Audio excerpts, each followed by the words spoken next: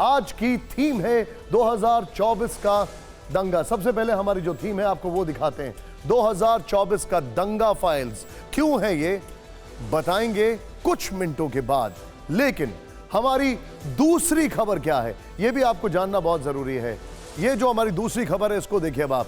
2024 के लिए करप्शन कैसे बन सकता है गेम चेंजर मुद्दा, ये हमारी दूसरी खबर है।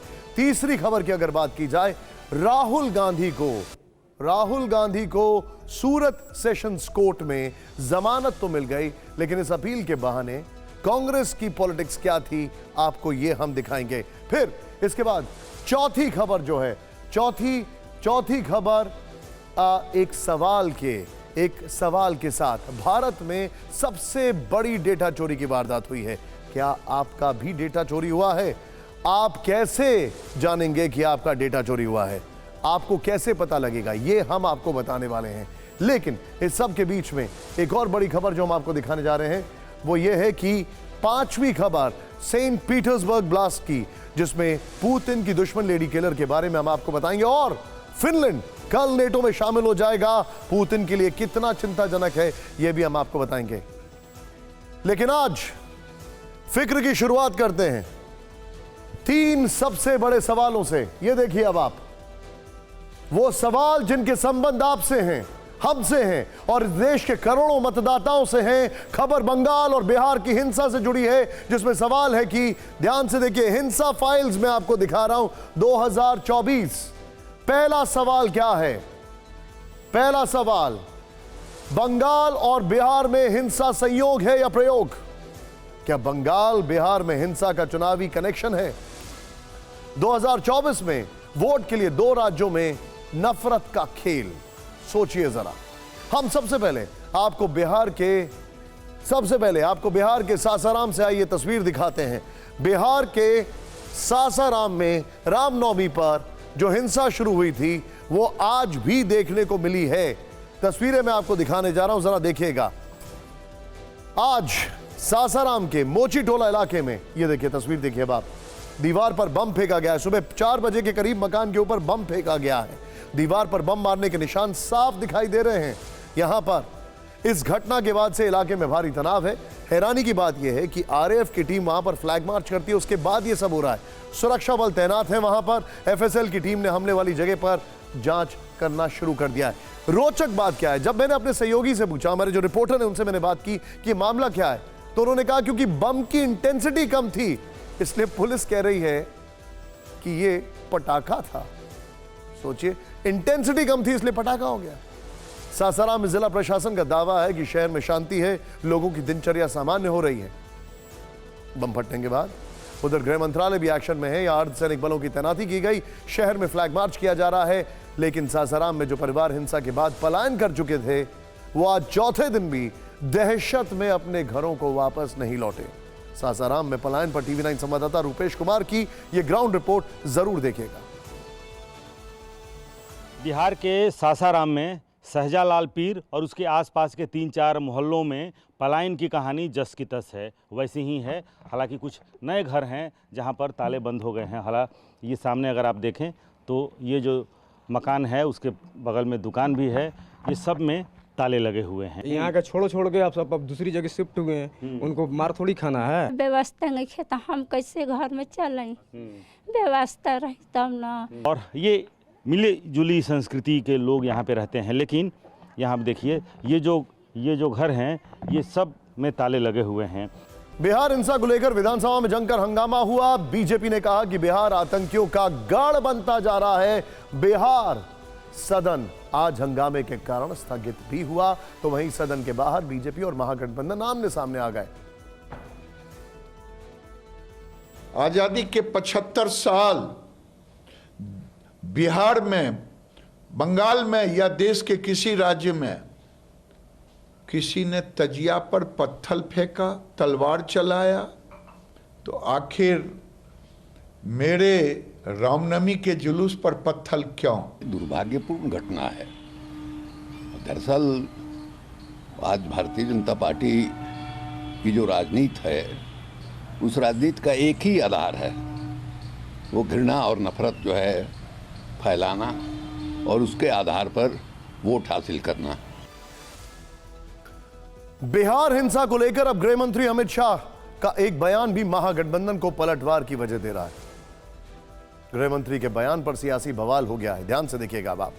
2025 में बीजेपी की सरकार बनाएंगे। अमित शाह बेचैनी वाली भाषा बोल रहे हैं। विजय चौधरी बिहार के मंत्री जो है उन्होंने ये कहा है, दंगा करने वालों को उल्टा लटकाकर सीधा कर देंगे, ये गृह मंत्री ने कहा।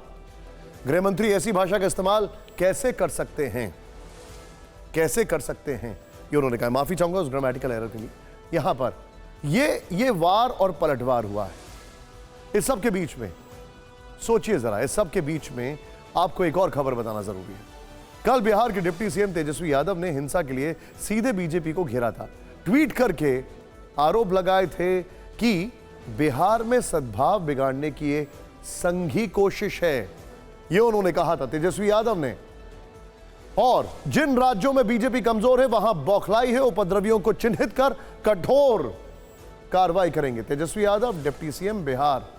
इस सब के बीच में आज तेजस्वी यादव के इसी आरोप पर पलटवार बीजेपी ने नहीं बल्कि AIMIM ने किया है।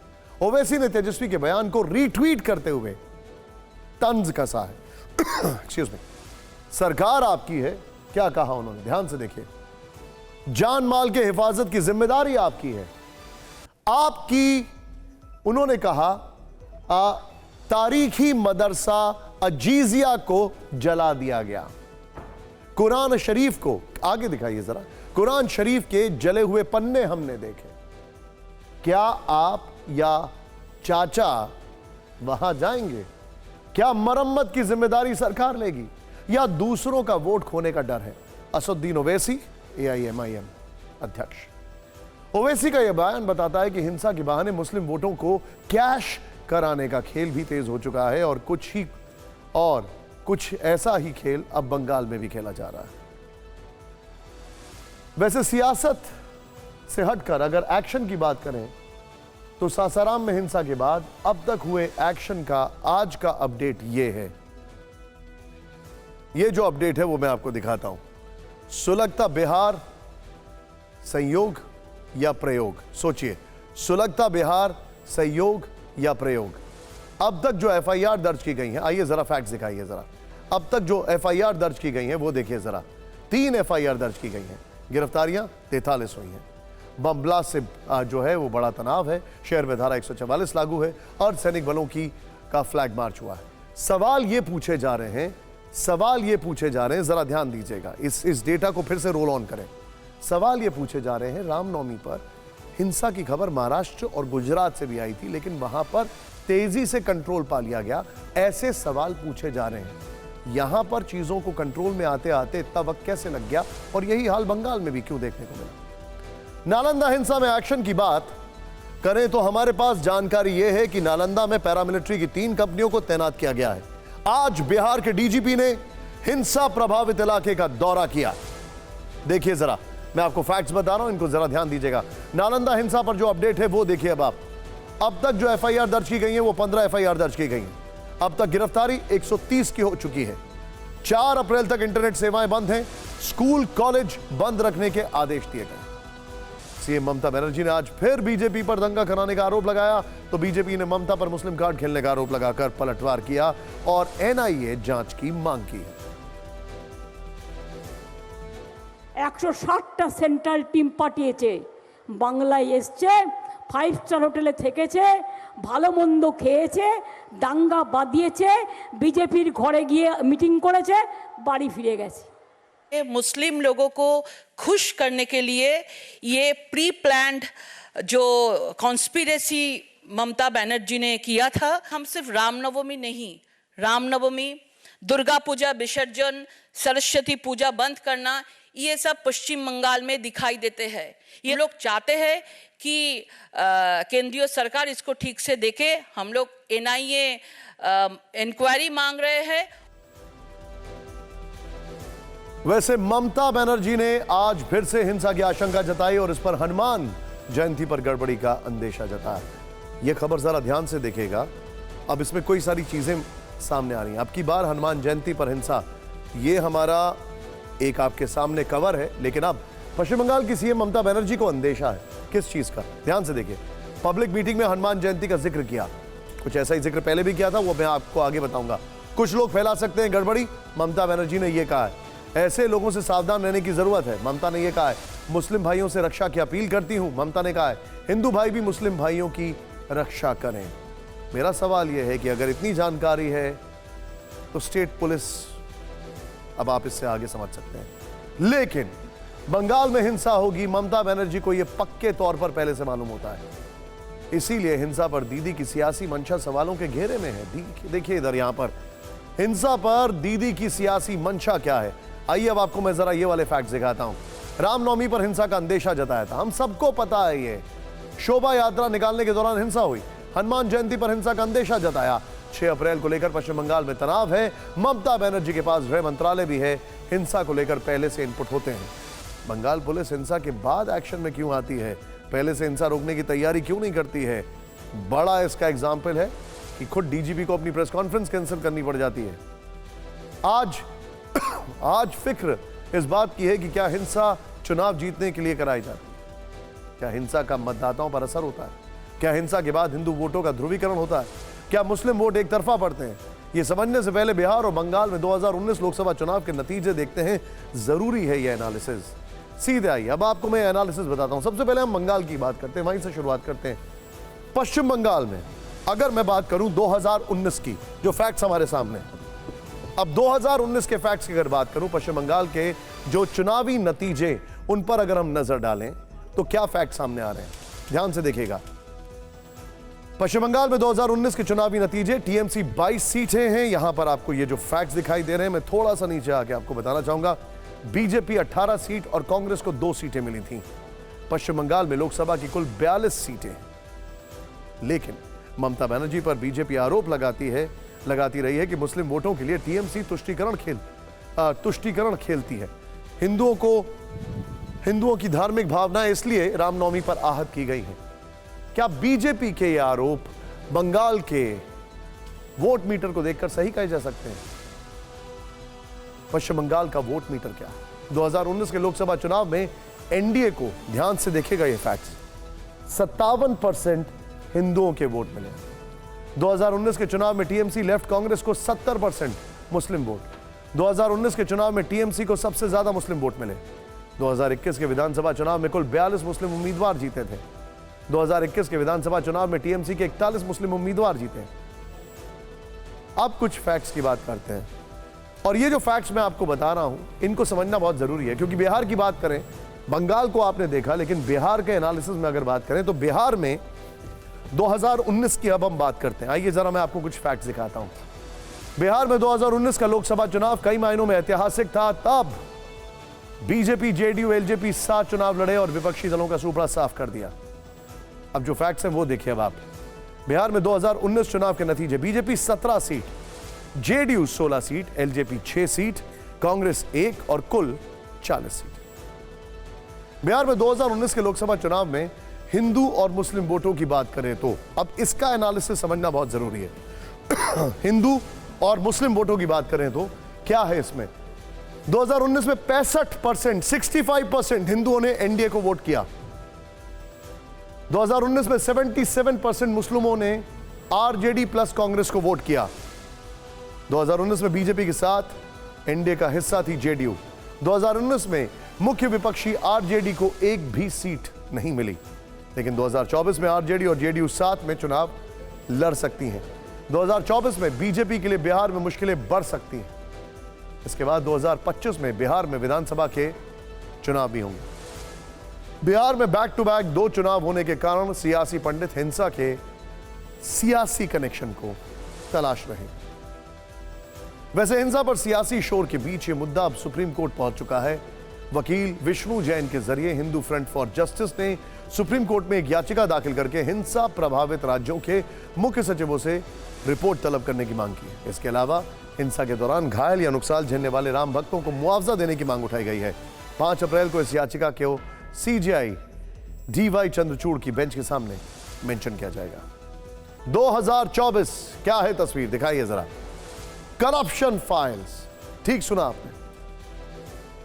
कानून व्यवस्था और करप्शन दो ऐसे मुद्दे हैं जो हर बार चुनाव से पहले सियासी गलियारों में गूंजते हैं। कर्नाटक में विधानसभा चुनावों के बीच वोटरों को पेमेंट, ध्यान से सुनिएगा, कर्नाटक में विधानसभा चुनावों के बीच वोटरों को पेमेंट ऐप के जरिए पैसे ट्रांसफर करने का मामला सामने आया। देखिए, हाईटेक हो गया, डिजिटल हो गया है रिश्वत देना भी, क्या कहें। इसको लेकर कांग्रेस के पूर्व मंत्री और विधायक कृष्ण बायरेगौड़ा ने राज्य निर्वाचन आयोग में शिकायत दर्ज कर दी है। बीजेपी उम्मीदवारों के खिलाफ कार्रवाई में भेदभाव का आरोप लगाया है। इस बीच बेंगलुरु इलेक्शन इंचार्ज अधिकारी तुषार गिरिनाथ के मुताबिक चुनावी मैदान में खड़े कई उम्मीदवार अलग अलग पेमेंट ऐप के जरिए वोटरों को पैसे ट्रांसफर कर रहे हैं। इसके लिए निर्वाचन आयोग ने national payment corporation of India को पत्र लिखकर पेमेंट की जांच की मांग की। लेकिन कर्नाटक चुनाव में करप्शन के इकोसिस्टम के बीच आज प्रधानमंत्री मोदी ने करप्शन पर लाउड एंड क्लियर मैसेज दे दिया है। सीबीआई के डायमंड जुबली समारोह में पीएम ने अधिकारियों से क्या कहा, ध्यान से देखिए। आपको कहीं पर भी रुकने की जरूरत नहीं है, बहुत स्ट्रांग वर्ड्स हैं। मैं जानता हूं आप जिनके खिलाफ एक्शन ले रहे हैं वो बेहद ताकतवर लोग हैं, वो सरकारी तंत्र का हिस्सा रहे हैं, आज भी कुछ राज्यों में उनकी सरकारें हैं, लेकिन आपको अपना काम अंजाम तक पहुंचाना है, क्योंकि कोई भी भ्रष्टाचारी बचना नहीं चाहिए। सीबीआई के 60 साल पूरा होने के मौके पर पीएम ने जांच एजेंसी को भ्रष्टाचार मुक्त भारत का मंत्र दे डाला। करप्शन के खिलाफ कार्रवाई करने के लिए राजनीति की इच्छा शक्ति में कोई कमी नहीं है। कोई भी भ्रष्टाचारी बचना नहीं चाहिए। हमारी कोशिशों में कोई भी ढील नहीं आनी चाहिए। भ्रष्टाचार कोई सामान्य अपराध नहीं होता। भ्रष्टाचार गरीब से उसका हक छीनता है। न्याय के, इंसाफ के एक ब्रांड के रूप में सीबीआई हर जुबान पर है। पीएम मोदी के बयान पर आम आदमी पार्टी के सांसद संजय सिंह ने पलटवार किया है। इस तारीफ के पीछे कारण क्या है? क्या प्रधानमंत्री जी अब ये मानते हैं कि सीबीआई उनके कठपुतली की तरह काम कर रही है, इसके कारण तारीफ कर रहे हैं, या उसकी कार्यशैली की वजह से तारीफ कर रहे हैं? उधर बीजेपी भ्रष्टाचार के मुद्दे पर कांग्रेस को लगातार घेरने में जुटी हुई है।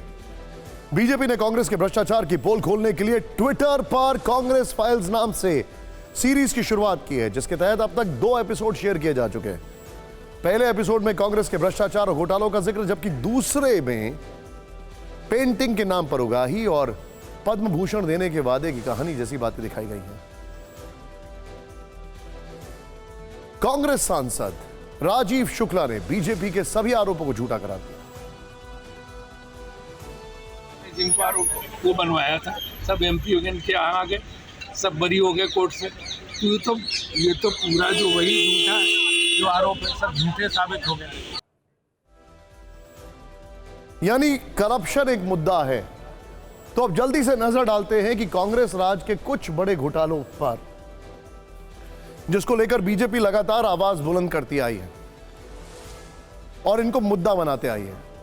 कोल घोटाला 2012, फिर उसके अलावा 2G घोटाला 2008, चॉपर स्कैम 2012, CWG घोटाला 2010, कैश फॉर वोट स्कैम 2011, आदर्श घोटाला 2012।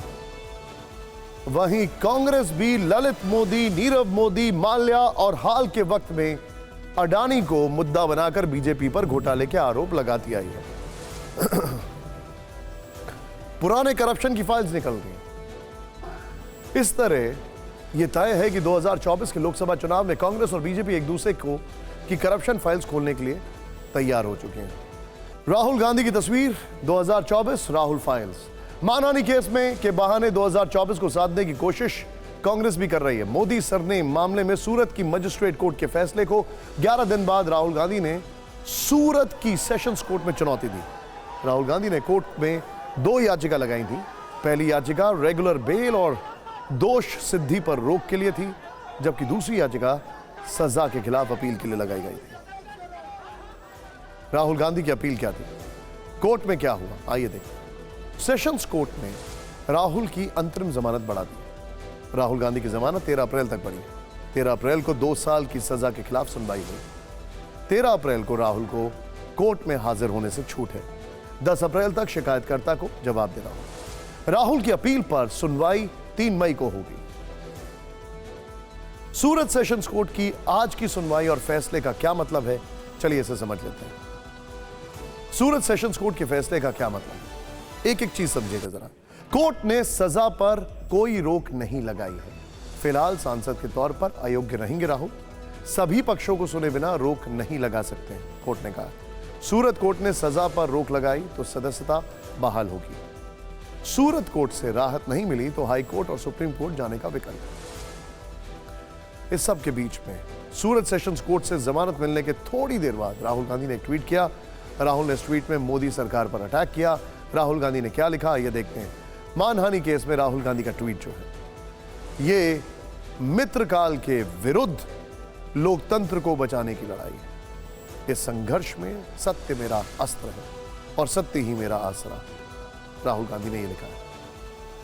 इस सब के बीच में कांग्रेस महासचिव प्रियंका गांधी वाड्रा भी राहुल के साथ थी। उन्होंने भी कोर्ट की सुनवाई के बाद एक ट्वीट किया।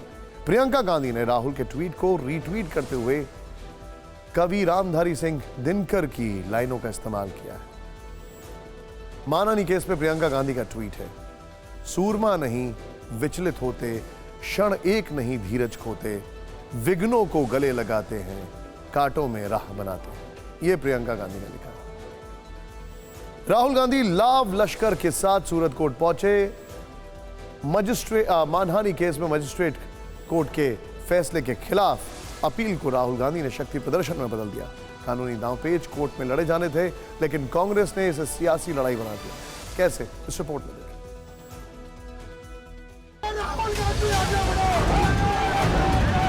मानहानि केस में कानूनी लड़ाई को राहुल गांधी और कांग्रेस ने बड़ा इवेंट बना दिया।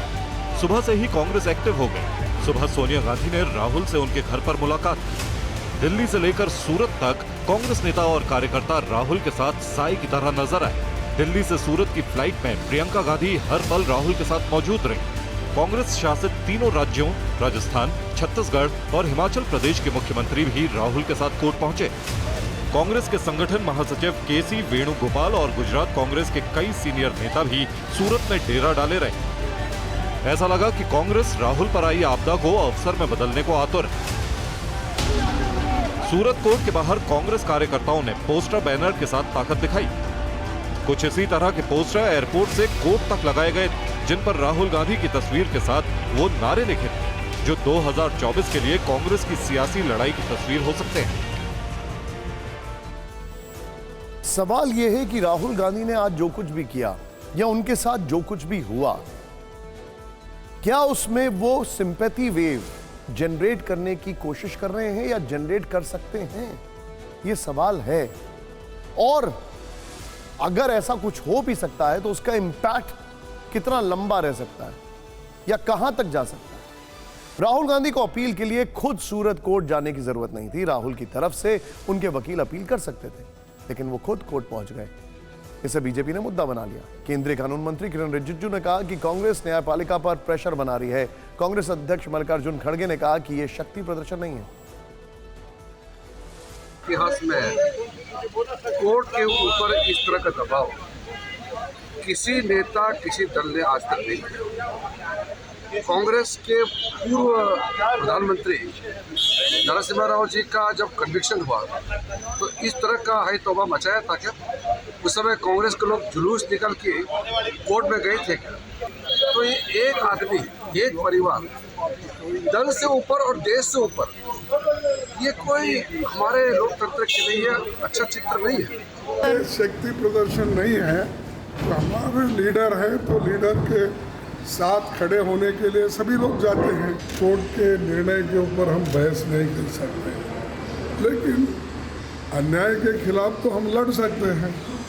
तो हम लड़ रहे हैं सरकार के खिलाफ। 2024 सोशल इंजीनियरिंग फाइल्स, हिंसा और करप्शन को ही मुद्दा बनाकर 2024 को साधने की कोशिश नहीं हो रही। राजनीतिक दल सोशल इंजीनियरिंग के जरिए लोकसभा की चुनावी जंग जीतने की तैयारी में लगे हैं। इस वक्त किस तरह पूरे देश में वोट जुटाने के लिए सोशल इंजीनियरिंग की कोशिश तेज हो गई है, 3 तस्वीरें आपके सामने हैं। बीजेपी की नजर ओबीसी वोट पर है, तो समाजवादी पार्टियों ओबीसी और मुस्लिम वोटर्स के साथ दलितों को लुभाने में जुट गई है। डीएमके के सर्वे सर्वा और तमिलनाडु के सीएम सामाजिक न्याय का नारा बुलंद करके 2024 की तैयारी में लगे। ये 3 तस्वीरें 2024 की राजनीति का वो कोड है जो भारत की चुनावी सियासत को बदल सकती है। 24 की लड़ाई जीतने के लिए सभी खेमों की नजरें ओबीसी और दलितों पर टिक गई हैं। यही वजह है कि जब कांग्रेस नेता राहुल गांधी को मोदी सरनेम मानहानि मामले में 2 साल की सजा मिली, तो बीजेपी ने इसे ओबीसी के अपमान से जोड़ दिया। बीजेपी 2023 के बाद से लगातार राहुल गांधी से माफी की मांग कर रही है। बीजेपी की कोशिश ओबीसी वोट को अपनी ओर खींचने की। सोशल इंजीनियरिंग की एक बड़ी तैयारी समाजवादी पार्टी भी कर रही है। अखिलेश यादव की नजर यूपी के दलित वोटों पर है, इसलिए अखिलेश यादव ने बहुजन समाज पार्टी के संस्थापक कांची राम को अपना बनाने का दांव चला है। सोशल इंजीनियरिंग की एक कोशिश डीएमके नेता और तमिलनाडु के मुख्यमंत्री एमके स्टालिन ने भी की। स्टालिन ने दिल्ली में आज सामाजिक न्याय को लेकर एक राष्ट्रीय सम्मेलन आयोजित किया। All India federation for social justice के कार्यक्रम में विपक्ष की 20 पार्टियों के नेताओं को बुलाया गया।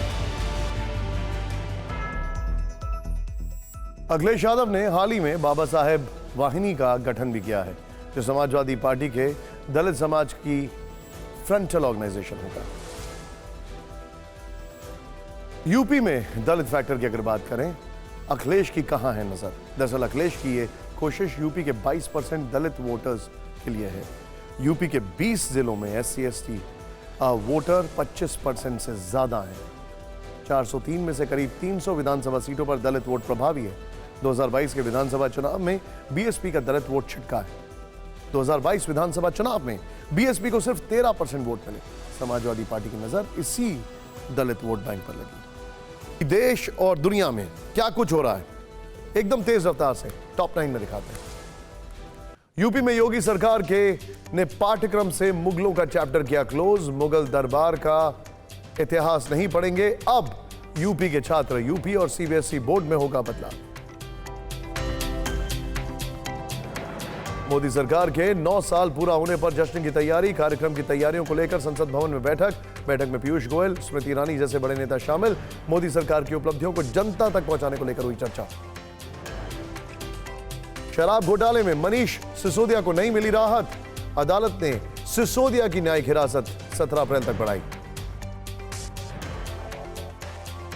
सिद्धू मूसेवाला के घर पहुंचे नवजोत सिंह सिद्धू, माता पिता से की मुलाकात। सुरक्षा व्यवस्था को लेकर आप और बीजेपी सरकार को घेरा, पूछा मूसेवाला की सुरक्षा में कटौती क्यों की गई। नवजोत सिंह सिद्धू ने राहुल और प्रियंका गांधी से की फोन पर बात। पंजाब में कांग्रेस में हलचल तेज हो चुकी है। सूत्रों के मुताबिक सिद्धू को मिल सकता है कोई बड़ी जिम्मेदारी। उमेश हत्याकांड के आरोपी शूटर्स का नया सीसीटीवी सामने आया। वीडियो में अतीक का बहनोई अखलाक शूटर्स से मुलाकात करता दिखा। अखलाक ने हत्याकांड के बाद शूटरों को पनाह दी थी। रक्षा मंत्री राजनाथ सिंह ने इजरायली रक्षा मंत्री के साथ टेलीफोन पर की बात।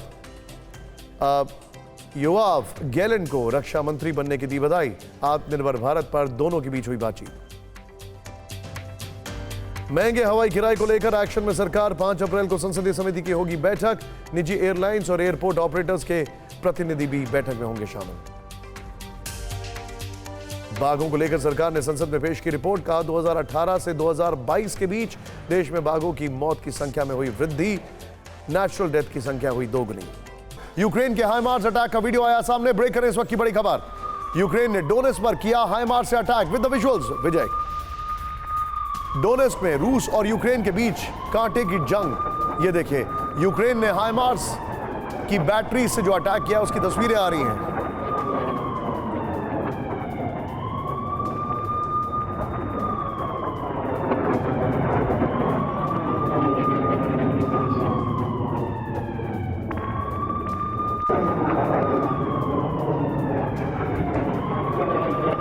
ये देखिए किस तरीके से आईएमआर से अटैक किया गया है। सबके बीच में एक और बड़ी खबर सीधे आई है।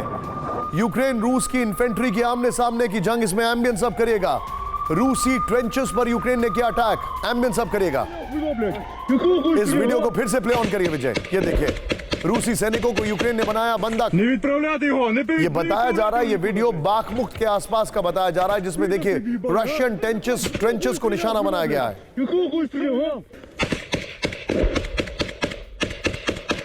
Не відправляти його, не відправляти його нікуди, блядь.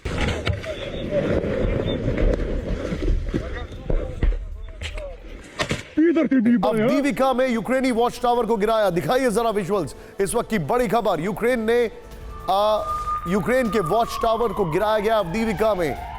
87वीं रेजिमेंट ने बिल्डिंग को टारगेट करके किया अटैक। मल्टी स्टोरी बिल्डिंग पर लगा था यूक्रेनी वॉच टावर।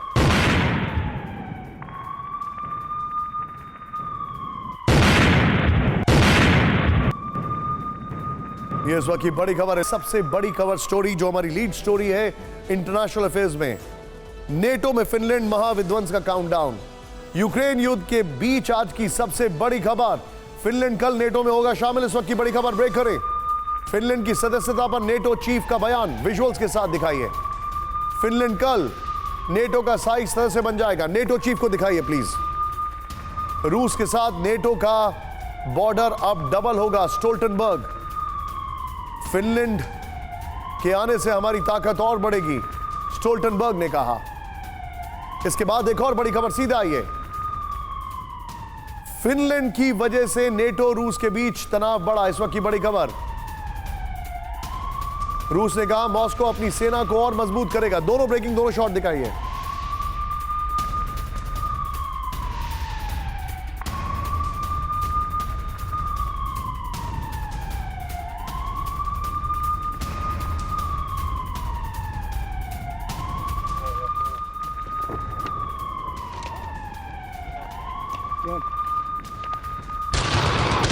बड़ी खबर सीधा आई है। अब जरा इस खबर को जरा ध्यान से देखिए। अब मैं आपको जो बता रहा हूं क्या होगा फिनलैंड के आने पर। सीधे देखिए, नेटो में फिनलैंड की एंट्री दिखाइए जरा। अब यहां पर जरा ध्यान से देखिएगा। अब तक कुल 30 देश हैं जो आपको यहां पर दिखाई दे रहे हैं। प्ले ऑन करिए उनको यहां पर। ये बढ़कर 31 हो जाएंगे। वो कौन कौन से देश हैं? 1340 किलोमीटर ये जो बॉर्डर है, ये देखिए अब आप, फिनलैंड का 1340 किलोमीटर, जहां पर फिनलैंड ने ऑलरेडी फेंसिंग करना शुरू कर दिया है, ये बॉर्डर शेयर कर रहा है। ईयू में शामिल देशों में सबसे लंबा बॉर्डर है। इंटरेस्टिंग बात क्या है, अगर नेटो के न्यूक्लियर वेपन्स, थोड़ा जूम इन करिए प्लीज, अगर नेटो के न्यूक्लियर वेपन्स यहां पर पोजीशन है, अमेरिकन फोर्सेस यहां पर आ गई हैं, तो ये सीधे रूस के बैकयार्ड में आ जाते हैं। अब आप अंदाजा लगाइए कि नेटो देशों से कैसे घिर गया है रूस। ये आपके सामने जो फैक्ट्स है मैं दिखा रहा हूं।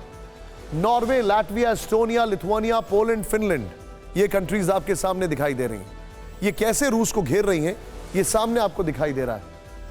इस सब के बीच में स्वीडन कर रहा है इंतजार। नेटो सदस्यता पर रास्ता साफ नहीं है, सभी मेंबर से अप्रूवल नहीं मिला है। ये स्वीडन अभी भी इंतजार कर रहा है। ये देखिए, अप्रूवल मिलने पर 32वां देश होगा ये। अब जो सवाल है वो आपको मैं दिखाता हूं। सवाल, क्यों फिनलैंड और स्वीडन नेटो मेंबर बनना चाहते हैं? जरा ध्यान से देखिए। जवाब, नेटो का आर्टिकल 5, किसी सदस्य देश पर आक्रमण सभी देशों पर हमला माना जाएगा। हमले का जवाब सभी देश सैन्य कार्रवाई से देंगे। लेकिन क्या फिनलैंड की नेटो सदस्यता रूस के लिए खतरे की घंटी है? फिनलैंड और स्वीडन को लेकर पुतिन का स्टैंड क्लियर है, लेकिन नेटो के पूर्व चीफ जॉर्ज रॉबर्टसन का कहना है। आइए जरा क्लोज फ्रेम पर, नेटो के पूर्व चीफ जॉर्ज रॉबर्टसन ने क्या कहा था, जरा आप इसको देखिए। उनका कहना है कि पुतिन अपने शासन के शुरुआती दिनों में ही नेटो गठबंधन में शामिल होना चाहते थे। रॉबर्टसन का दावा है कि व्लादिमीर पुतिन चाहते थे कि रूस नेटो में शामिल हो, लेकिन वो नहीं चाहते थे कि उनके देश को सामान्य सदस्य की प्रक्रिया से गुजरना पड़े, और खासतौर से ऐसे कई देशों के साथ खड़ा होना पड़े जो रूस के लिए मायने नहीं रखते हैं। लेकिन 2004 के बाद हालात तेजी से बदले। नेटो के बॉर्डर पर तैनात होंगे रूस के न्यूक्लियर हथियार। ब्रेक करें, बेलारूस के पश्चिमी बॉर्डर पर होगी सबसे खतरनाक तैनाती। एटमी हथियारों को लेकर रूस का सनसनीखेज फैसला। बेलारूस में रूस के राजदूत का बहुत बड़ा बयान। नेटो से अब सीधे टकराव के लिए तैयार है पुतिन।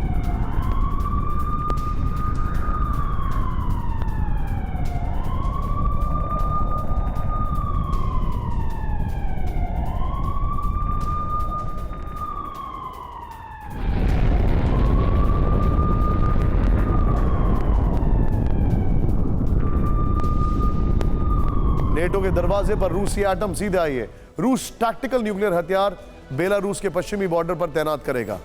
ये देखिए, मैं पहले आपको दिखा दूं, अब आप जरा ध्यान से देखिए। अब आप ये जो आपके सामने मैप है, ये पोलैंड है, ये लिथुआनिया है, और रशिया जो है बेलारूस में, ये रशिया पूरा आपको दिखाई दे रहा है। उस तरफ देखिए तो आप फिनलैंड है, राइट, स्वीडन है, यहां पर फिनलैंड, स्वीडन, एस्टोनिया सब दिखाई दे रहे हैं। ये जो बेलारूस पे टैक्टिकल न्यूक्लियर वेपन है, ये कहां तक जाएगा? प्लीज स्टिकर में ब्रेकिंग ऑन रखें। ये कहां तक जा सकता है? सोचिए, बेलारूस में तैनात रूस के एम्बेसडर बोरिस ग्रिज़लोव का बहुत बड़ा बयान ये सामने आया। बेलारूस के पश्चिमी बॉर्डर पर रूस के हथियार नेटो देशों के करीब तैनात होंगे। बेलारूस का लाटविया, लिथुआनिया, पोलैंड को 1200-1250 किलोमीटर लंबा बॉर्डर लगता है। पुतिन के ऑर्डर पर बेलारूस में 1 जुलाई तक स्टोरेज फैसिलिटी बनेगी। पुतिन ने ऐलान किया था कि बेलारूस में रूस के न्यूक्लियर हथियार तैनात होंगे। इस सबसे एक बड़ी खबर आपको बता दूं, और सीधे इसका ब्रांडिंग बॉल लेके आइए। सेंट पीटर्सबर्ग की हम बात कर रहे हैं। जो बड़ी खबर सेंट पीटर्सबर्ग में आज हुआ, सेंट पीटर्सबर्ग में हमले के बाद हाई अलर्ट पर रूस, इस वक्त की बड़ी खबर।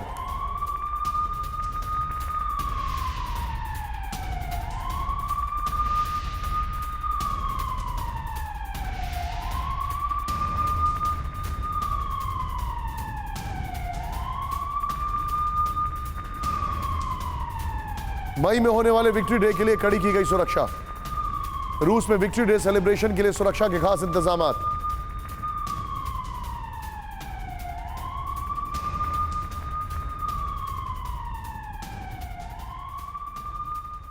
रूसी ब्लॉगर, बड़ी खबर मैं आपको बता रहा हूं। रूसी ब्लॉगर व्लादिमीर ततरास्की केस में सबसे बड़ी खबर, ब्रेक करें। आरोपी दारिया त्रेपोवा को कैफे लेकर पहुंची जांच एजेंसी। विजुअल दिखाइए जरा। धमाके की जगह पर भी दारिया से पूछताछ कर रही है एजेंसी। सेंट पीटर्सबर्ग के कैफे में ततरास्की को धमाके से उड़ाया गया था। महिला ने गिफ्ट के अंदर विस्फोटक छुपाकर ततरास्की को दिया था।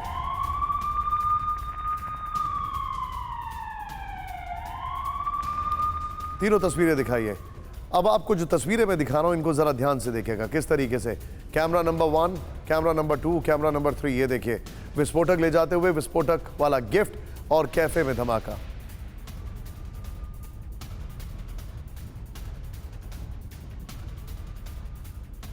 सेंट पीटर्सबर्ग कैफे में ब्लास्ट, पुतिन समर्थक ब्लॉगर की मौत।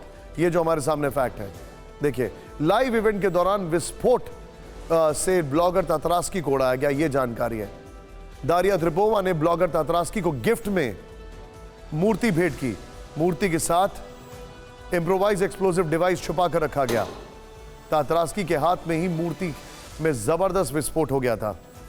हमले में इम्प्रोवाइज विस्फोटक का हुआ था इस्तेमाल, यह भी जानकारी है। सेंट पीटर्सबर्ग धमाके के आरोपी 26 साल की दारिया त्रेपोवा है। रशियन इन्वेस्टिगेटिव टीम दारिया से लगातार पूछताछ कर रही है। सीधे आई इसके बाद अगली खबर, सीधे ब्रेक कर रहे हैं। सेंट पीटर्सबर्ग हमले के पीछे यूक्रेन की स्पेशल सर्विसेज, बड़ी खबर, ब्रेक करें। यूक्रेन की स्पेशल सर्विस ने करवाया ततरास्की पर हमला। रूस की नेशनल एंटी टेररिज्म कमेटी के हवाले से खबर, क्रेमलिन ने ततरास्की पर हमले को बताया आतंकी हमला।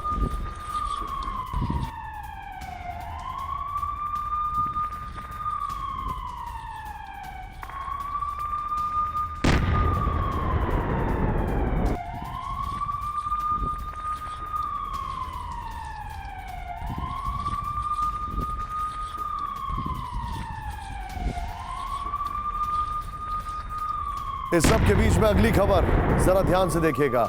यूक्रेन की हार की खबर है। ये क्या हुआ है, इसको समझना जरूरी है। बाखमुख से बड़ी खबर आ रही है। बाखमुख पर कब्जे को लेकर वैगनर चीफ का दावा। बाखमुख की सरकारी इमारत पर रूसी झंडा फहराया। विजुअल दिखाइए। वैगनर चीफ ने कहा बाखमुख कानूनी रूप से रूस के कब्जे में है। वैगनर चीफ ने कहा 10 महीने से जारी जंग में वैगनर जीती।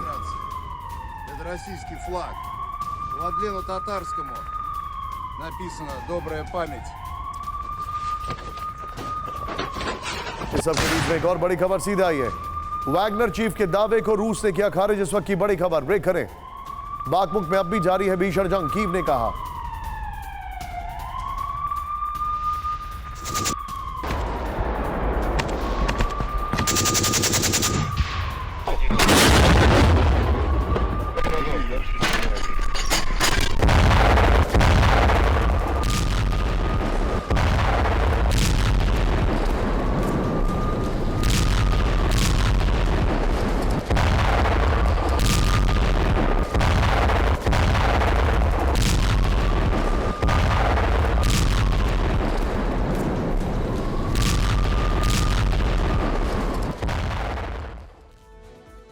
बाखमुख पर किसका कब्जा? वैगनर चीफ का दावा है प्रिगोजिन ने बाखमुख पर पूरी तरह से कब्जे का दावा कर दिया है। सरकारी इमारत के सामने वैगनर चीफ का वीडियो जारी किया गया है। वैगनर चीफ ने बाखमुख की इमारत पर वैगनर का झंडा फहराया। बाखमुख कानूनी रूप से वैगनर ग्रुप के कब्जे में है। यूक्रेन की फौज को पश्चिमी जिलों से खदेड़ा गया। प्रिगोजिन ने कहा। कीव का दावा है बाखमुख में वैगनर के लड़ाकों से अभी भी जंग जारी है। कीव का दावा है अब बाखमुख के कई हिस्सों पर यूक्रेन का कब्जा हो चुका है।